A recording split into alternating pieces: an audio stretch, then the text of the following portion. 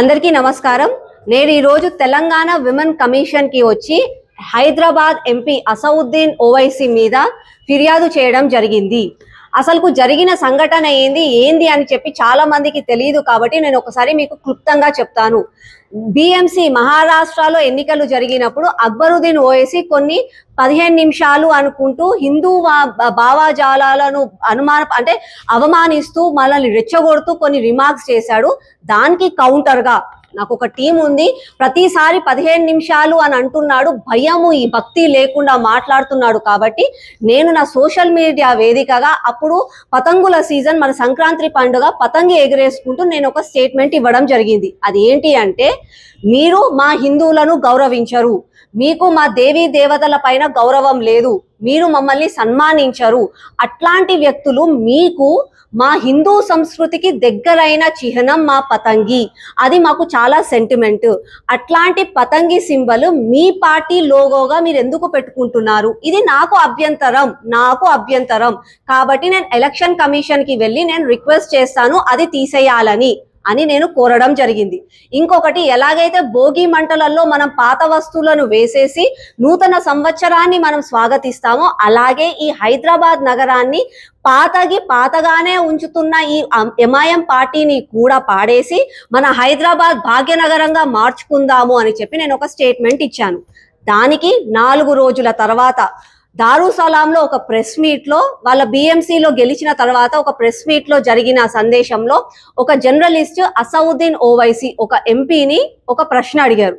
మీ గురించి ఒక మహోత్తమ ఒక మహిళ పతంగి సింబల్ అభ్యంతరకరము, పతంగి సింబల్ తీసేయాలి అని తను అడుగుతుంది. దానికి మీ సమాధానం ఏంటి అంటే, ఒక ఎంపీగా, ఒక తెలివున్న వ్యక్తిగా సమాధానం తెలవకపోతే నో కమెంట్స్ అని అనాలి.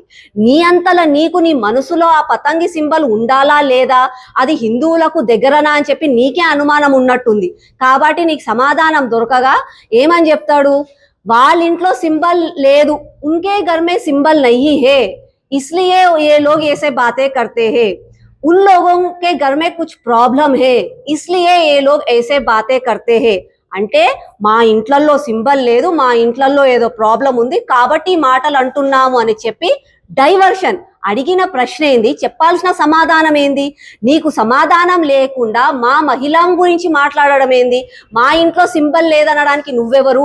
మా ఇంట్లో సింబల్ ఉంది, మా శివాజీ శక్తి ఉంది, మా హనుమంతుడి ధైర్యం ఉంది, మా నరేంద్ర మోదీ అంతా మాకు భక్తి ఉంది, మా ఇంట్లలో సింబల్ ఉంది. నీ ఇంట్లో లేకపోతే అది నువ్వు పెట్టుకోవాలి. అంతేగాని మహిళలను కించపరచు మాట్లాడడం తప్పు. దాని తర్వాత మళ్ళీ ఇంకొక జర్నలిస్ట్ ఇంకొక ప్రశ్న అడిగాడు. అక్బరుద్దీన్ గురించి మాట్లాడుతూ మళ్ళా ఒక మహిళ, ఒక లేడీ పతంగ సింబల్ తీసేయమన్నది, దానికి మీ సమాధానం ఏంది అని అంటే, మళ్ళీ అక్బరుద్దీన్ హ్యాండ్సమ్ హే, ముజ్సే జ్యాదా హ్యాండ్సమ్ హే, ఇస్లియే ఇన్ లోగోं को उससे मोहब्बत है. నేనేమన్నాను, నీకు నీ తమ్ముడు హ్యాండ్సమ్ గా కనిపిస్తుండొచ్చు, నాకు పంది హ్యాండ్సమ్ గా ఉంది అని అన్నా. అంటే కనీసం ఈ దేశంలో ఉంటూ డెమోక్రటికల్లీ నాకు మాట్లాడే స్వేచ్ఛ లేదా? పంది బాగుంది అనే స్వేచ్ఛ కూడా నాకు లేదా? నేను ఆ మాట అన్నాను. ఇవి 2 సపరేట్ స్టేట్మెంట్స్. నేను ఎవరిని కంపేర్ చేయలేదు. చీచి, నేను ఆ ఓఏసీని నా పంది తోటి నేను కంపేర్ కూడా పంది హ్యాండ్సమ్ ఉందని నేను అన్నా. దానికి వీళ్ళకి ఏదో బాధ వేసింది. కొంతమంది నాకు ఫోన్లు చేస్తున్నారు, ఫోన్లు చేసి థ్రెటనింగ్ కాల్స్, నువ్వు అట్లెట్లా మాట్లాడతావు, నువ్వు కంపేర్ ఎట్లా చేస్తావు, నువ్వు వాళ్ళ ఫోటో పెట్టుకో, వీళ్ళ ఫోటో పెట్టుకో, నువ్వు వేడుంటావో చెప్పు అని చెప్పుకుంటూ నాతో మాట్లాడుతున్నారు. నేను దాన్ని రికార్డ్ చేశాను.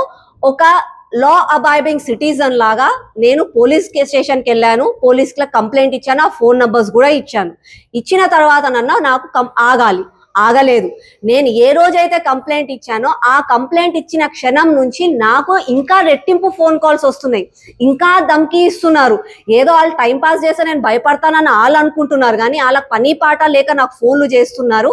సరే, పోలీస్లో అతనుండి పోలీస్ స్టేషన్లో సిఐ గారు, మేడం మీరు ఫోన్లు లిఫ్ట్ చేయకండి, వదిలేయండి మేడం అని అంటే, ఒక రెస్పెక్ట్ ఇచ్చి వాళ్ళ పని కూడా వాళ్ళు చేయాలి కదా అని నేను ఇన్ని రోజులు కామ్గా ఉన్నాను. నాకు ఇవాళ పొద్దున కూడా 20 కాల్స్ ఉన్నాయి. అంటే ఏదో భయపడుతుంది ఈమెను ఒకసారి ఫోన్లు చేసి ధమ్కి ఇస్తే మాట్లాడడం ఆపుతుందని వీళ్ళు అనుకుంటున్నారు. నేను మీ సాక్షిగా మీ అందరి ఒకటే చెప్తున్నాను, మీరు ఫోన్లు చేయడం ఆపకపోతే, మీరు టైం పాస్ లెక్కలు ఆపకపోతే, నేను నాకు వచ్చిన ఫోన్లన్నీ, ఆ నంబర్లన్నీ నా ఫేస్బుక్ అకౌంట్లో సోషల్ మీడియాలో పెడతా. నా శివాజీ అన్నలు నా భగత్ సింగ్ తమ్ముళ్ళు ఉన్నారు, వాళ్ళని చూసుకుంటారు. తర్వాత ఏమన్నా అయితే అరే ఈమెనే రెచ్చగొడుతుంది అని మాత్రం నన్ను అనవద్దు. ఇప్పటికైనా అసౌద్దీన్, మీకు తెలివి ఉంటే, నిజంగా మీరు ఒక డెమోక్రటికల్ గా జై భీమ్ అనే అర్హత మీకుంటే విమెన్ కమిషన్ కి నేను ఇచ్చిన కంప్లైంట్ కి తగ్గట్టుగా దానికి సమాధానం ఇవ్వండి. మహిళా లోకానికి క్షమాపణ చెప్పండి. ఇది కేవలం నా విషయం కాదు, మహిళలందరినీ కించపరుస్తూ మాట్లాడుతున్నారు. హిజాబ్ ధరించుకునే అమ్మాయి అంట ఈయనకి ప్రధానమంత్రి కావాలని చెప్పి కలలు కంటున్నాడు. వాళ్ళ ఇంట్లో ఉన్న వాళ్ళ భార్య వాళ్ళనే బయటికి తీసుకురాడు, అట్లాంటిది ఈయనకి ఇంకేదో. అంటే వీళ్ళు కేవలం మహిళలను మెటీరియలిస్టిక్ గా మాత్రమే చూస్తారు. ఇప్పటికైనా ఆ ధోరణి మానుకోవాలని చెప్పి నేను మీ సాక్షిగా చెప్తున్నాను. లేకపోతే నేను ఆ నంబర్లన్నిటినీ కూడా సోషల్ మీడియాలో పెడతాను. నేను శ్రవణ్, మల్కాజ్గిరి కార్పొరేటర్. ఈరోజు భారతీయ జనతా పార్టీ కార్యకర్తలము, అలాగే మహిళా కార్పొరేటర్లు, మహిళా నాయకురాళ్ళు అందరూ కూడా మహిళా ఉమెన్ కమిషన్ తెలంగాణ రాష్ట్రానికి సంబంధించి ఉమెన్స్ కమిషన్ ఏదైతే ఉందో ఇక్కడ ఒక కంప్లైంట్ ఇవ్వడం జరిగింది. సరూర్ నగర్ కార్పొరేటర్ సోదరి ఆకుల శ్రీవాణి గారు పతంగిలు ఎగరేసేటప్పుడు పతంగి సింబల్ అసలు ఓవైసీ బ్రదర్స్ మీదే కాదు కదా, ఎంఐఎం పార్టీ మీది కాదు కదా ఆ సింబల్. మీరు పతంగిలు అమ్ముకొని సొమ్ము చేసుకుంటున్నారు, కానీ పతంగిని కానీ హిందువుల కల్చర్ని కానీ హిందువులను కానీ ఎవరిని గౌరవించట్లేదు అనేటువంటి ఒక అర్థంతో ఆ రోజు పార్టీ సింబల్ పైన ఒక కామెంట్ చేస్తే, మరి నిజంగానే పంది కుక్కలాగా ఉంటారేమో మరి అర్థం కాదు ఓవైసీ బ్రదర్స్. నేను ఈరోజు నిజంగా చెప్తున్నా, నువ్వు పందివే ఓవైసీ, నువ్వు పందివే. నేను చెప్తున్నా, నీకు సిగ్గు లేదా అని అడుగుతున్నా నేను. ఈరోజు ముస్లిం మహిళల రక్షణార్థంగా త్రిపుల్ తలాక్ చట్టాన్ని తీసుకొచ్చి ముస్లిం మహిళలను గౌరవించింది భారతీయ జనతా పార్టీ. ఈరోజు ముస్లిం మహిళలకు రక్షణ కల్పించాలి, ముస్లిం మహిళలు మన సోదరులు అని చెప్పి వాళ్ళతో రాఖీ కట్టించుకున్నాడు ఛత్రపతి శివాజీ మహారాజ్. అటువంటి శివాజీ మహారాజ్ స్ఫూర్తిగా, అటువంటి నరేంద్ర మోడీ గారి స్ఫూర్తిగా ఈరోజు మేము ముందుకెళ్తా ఉంటే, ముస్లిం మహిళలు మా చెల్లెళ్ళు, మా అక్కలు, ముస్లిం మహిళలను గౌరవించాలనేటువంటి ఆలోచనతో భారతీయ జనతా పార్టీ ముందుకు పోతుంటే, సబ్కా సాత్ సబ్కా వికాస్ సబ్కా విశ్వాస్ అనే నినాదంతో మేము ముందుకు పోతుంటే, నువ్వు మాత్రము హిందూ మహిళలను పక్కన పెట్టు, నీ పార్టీలో ఉన్నటువంటి సొంత కార్పొరేటర్లను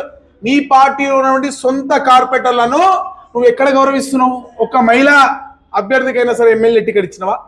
కనీసం ఒక మహిళా కార్పొరేటర్ని దారుసాలలో కూర్చొని ప్రెస్ మీట్ పెట్టించేటువంటి అవకాశం నువ్వు ఇచ్చినవా? అంటే నీకు మహిళలను గౌరవించడం చేత కాదు, పైగా హిందువుల పైన పడి ఏడుస్తూ హిందూ మహిళలని అగౌరవపరిచేటువంటి పరిస్థితి. నీ బతుకే ఇంతనా? మీ చరిత్ర ఎంత? పోతూ కాసిం రజ్వీ వాడి పార్టీని తీసుకొచ్చి మీ తాత చేతిలో పెట్టిండు. మీ చరిత్ర ఏందో మీరు ఒకసారి గుర్తు తెచ్చుకోండి. వర్ధన్నపేట్ సంఘటన మీ అందరికీ గుర్తుండే ఉంటుంది. అదే చరిత్ర మీ బతుకంతా కూడా, దాన్ని ఇప్పటి వరకు కూడా ఓవైసీ అన్నదమ్ములు కంటిన్యూ చేస్తున్నారనడానికి ఇదే ప్రత్యక్ష నిదర్శనం. నీకు చేతనైతే పార్టీ సింబల్ గురించి మాట్లాడినప్పుడు నువ్వు కూడా పార్టీ సింబల్ గురించి మాట్లాడుతుండే, ఒక కార్పొరేటర్ మాట్లాడినప్పుడు సాటి కార్పొరేటర్తో మాట్లాడిచ్చేది ఉంటే, నీకు నీట్గా ఒక ఎంపీవి, నువ్వు ఎంపీ అయ్యండి, నువ్వు ఏ విధంగా మాట్లాడాలి, నీట్గా మాట్లాడాల్సిన పద్ధతి, ఏదైతే క్వశ్చన్ ఉన్నదో దానికి ఆన్సర్ ఇవ్వాల్సిన పద్ధతి. మీ తమ్ముడు స్మార్ట్గా ఉన్నాడు నీకు అనిపిస్తుంది, మీ తమ్ముడు నీకు స్మార్ట్గా కనిపిస్తున్నాడు, నాకే తేడా కనిపిస్తుంది. మరి నాకైతే తేడా కనిపిస్తుంది. నీ తమ్ముడే నీకు స్మార్ట్గా ఉన్నాడు, నీకు బయట వాళ్ళు ఎట్లా కనిపిస్తున్నారు ఓవైసీ? నాకు అర్థమైతలే. సిగ్గు శరం ఉంటే ఇటువంటి మాటలను పక్కన ఇంకోసారి వెనక్కి తీసుకోవాలి. హిందూ మహిళనే కాదు, ముస్లిం మహిళలను కూడా, ఏ మహిళల పట్ల కూడా ఇటువంటి వ్యాఖ్యలు చేయడం అనేది కరెక్ట్ కాదు. మేము ముస్లిం మహిళలను గౌరవిస్తాం, మా చెల్లెళ్ళు, మా అక్క చెల్లెలు వాళ్ళు. ముస్లిం మహిళలే కాదు, అందరు మహిళలు, భారతీయ మహిళలు అందరూ కూడా, ప్రతి ఒక్కరూ మా అక్క చెల్లెళ్ళే, వాళ్ళని మేము గౌరవిస్తాం. నీకు చిగ్గుంటే, నీకు చేతనైతే ఇప్పటికైనా ఏమాత్రం ఏ కోశానైనా సరే శరం అనేది మిగిలి ఉంటే, హైదరాబాద్ కి భాషా మే బోల్ రहा हूं, थोड़ा शर्म बचा है तो आगे आके बोल दे, माफी कर दे पहले. ఒకసారి క్షమాపణ చెప్పడంతో నీ స్థాయి ఏం పడిపోదు, నువ్వు చేసిన తప్పుని ప్రక్షాళన చేసుకున్నట్టు అయిపోతుంది. అంటే ప్రతిసారి కూడా 15 నిమిషాలు అవకాశం ఇస్తే హిందువులను చంపేస్తాము, లేకపోతే పతంగి సింపుల్ గురించి మాట్లాడితే నోటికి వచ్చినట్టు మాట్లాడతాము, ఎట్లా పడితే అట్లా మాట్లాడతాము, ఏదైనా చేస్తాము, మేము ఏం చేసినా చెల్తుంది. మేము మా మీద పోలీస్ కంప్లైంట్ ఇచ్చినా ఏ రాష్ట్ర ప్రభుత్వం కూడా మా మీద కేసులు బుక్ చేయదు. కంప్లైంట్ ఇస్తే ఒక మహిళ వెళ్ళి పోలీస్ స్టేషన్కి వెళ్ళి కంప్లైంట్ ఇస్తే 24 గంటల్లో కనీసం ఒక ఎఫ్ఐఆర్ రిజిస్టర్ చేసి ఎంక్వైరీ చేయాల్సిన పోలీసులు ఈ రాష్ట్రంలో నిద్రపోతున్నారా?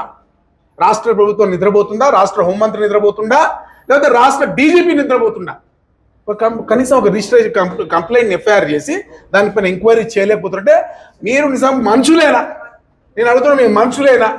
అసలు మరి మీకు సిగ్గు చేయాలి ఏమైనా అనిపిస్తున్నాయో నాకైతే అనిపిస్తుంది. నాకైతే బాధ అనిపిస్తుంది. మీకు అనిపిస్తలేదంటే ఏదో తేడా మీలోనే ఉందని నాకైతే అనిపిస్తుంది. మారండి, మారి ఇప్పటికైనా సరే బేషరతుగా క్షమాపణ చెప్పండి. ఇది ఎంఐఎంకో లేదా బీజేపీకో లేదా కమ్యూనల్ ఫీలింగ్తోనో దీన్ని తీసుకోవాల్సిన అవసరం మేమైతే అనుకుంటలేము. కమ్యూనల్గా తీసుకెళ్లాలనో పార్టీల పరంగా తీసుకోవాలంటే ఒక మహిళ పైన నీ బతుకున్నటువంటి అంటే ఈ కాసీం రజ్వీ వారసులకు ఉన్నటువంటి ఒక చిన్న చూపు, నోటి దురద తగ్గించుకోవాలి. బేషరతుగా క్షమాపణ చెప్పాలి. ఒకవేళ చెప్పని పక్షంలో ఖచ్చితంగా హిందూ సమాజంలో శివాజీలకు భగత్ సింగ్లకు కుదవలేదు. ఖచ్చితంగా మీరేం చేసిర్రో మేము కూడా అదే చేయగలుగుతాం. నువ్వు 10 మంది ఉంటే మేము 50 మంది ఉన్నాం ఇక్కడ, అవునా కదా? నువ్వు 10 మంది ఉంటే మేము కూడా 50 మంది ఉన్నాం. నీ 10 మందిలో నువ్వు చెప్పింది నీ 10 మందిలో ఉన్న మహిళలు కూడా మాకే చెల్లెళ్ళే, వాళ్ళు కూడా మా మంచులే, వాళ్ళు కూడా మాకే సపోర్ట్ చేస్తారు. తస్మాత్ జాగ్రత్త. ఓవైసీ ఒక్కసారి క్షమాపణ చెప్పకపోతే నీకు చుక్కలు చూపిస్తామని హెచ్చరిస్తున్నాం.